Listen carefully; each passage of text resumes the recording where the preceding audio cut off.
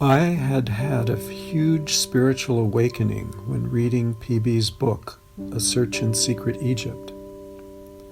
An experience of my true being. That was long before I met him. Later, PB told me, well, yes, that the purpose of his books is to initiate people into what he would call a glimpse. You have a glimpse, and then you know what the goal is. You have a way to orient yourself for the rest of your life. It's available to everybody. A high point for me occurred when PB invited me for tea in a restaurant. We talked about trivia, politics, etc., and in the course of it, I felt a kind of uncontrollable magnetic pull to look up into his eyes. I was brought up to think this is rude, but I couldn't help myself. I just had to look up at him. When I looked at his eyes, I felt like one does when you look at the sun and the retina is traumatized. It was like an electric shock went through me, and then I had to look away and pretend that nothing was wrong. I thought there was something wrong with me. I was going crazy. So we continued our conversation, and I looked at the flowers, the tea, and then I would be drawn back to look at him.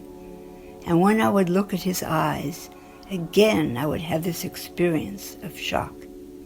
It went on 6 or 7 times. After this, I was definitely not the same. I think this is what is called transmission. This is transmission squared.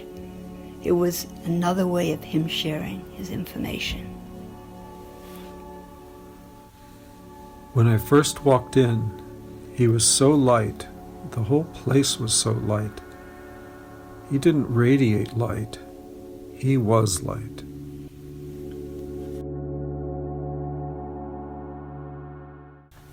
We were told we'd be having PB at our house. I remember being beside myself with getting it right, and the house had to be immaculate. Oh my God, it was pretty tense. We'd heard how meticulous he was.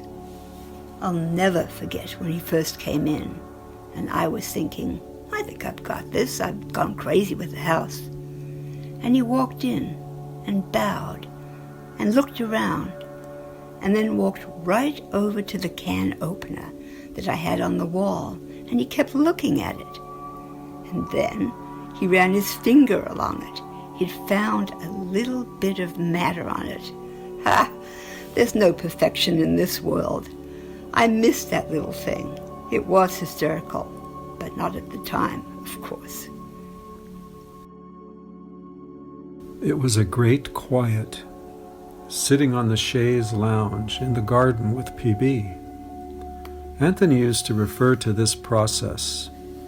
PB could size you up like a photograph, your whole evolutionary development up to this point, and then dismiss it for the illusory self it is, and then go into a very deep connection of soul to soul. PB writes, that's the sage's blessing. But I wasn't conscious of it. I did feel the peace around him. Yeah, he glowed.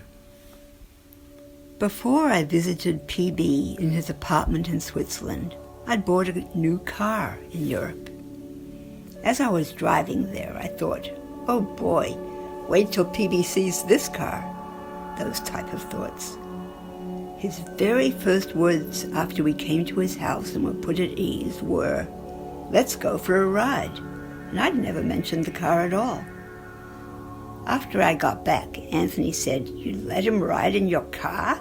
Your car will break down. He has a big electrical field around him. And indeed, I had nothing but electrical problems with that car. PB walked out of the restaurant, and there was bright sunlight on his face, and he just stood there.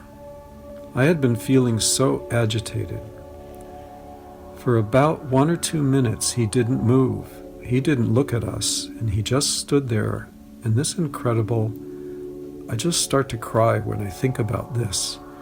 Incredible peace and joy descended on me like a glimpse, and I was just kind of blown away, and I was so grateful because I had felt, before this trip, I had been so agitated, but my ego was disarmed.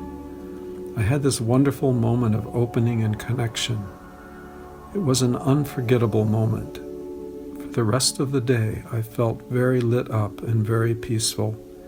Something powerful had really happened to me.